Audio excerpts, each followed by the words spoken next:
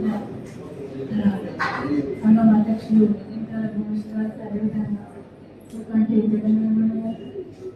నాతో పాటు కార్యక్రమం పాల్పంచుకుంటున్న 37 వార్డు కౌన్సిలర్ అదేవిధంగా వేదిక ముందున్న కవులు కళాకారులకు అందరికీ పేరు పేరున హృదయపూర్వక నమస్కారం చేసుకుంటూ ముందస్తు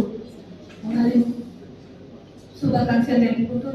మరి అందరూ కూడా చాలా చక్కగా కూడా కవితలు చెప్పడం లేదు. కవితల్ని పండగని కవిత పంపకంగా కూడా చెప్పి మరి అందరూ అలాగనే ఈ పరాభరణ సంవత్సరంలో అందరూ సంతోషాలతో ఉండాలని కోరుకుంటూ మరి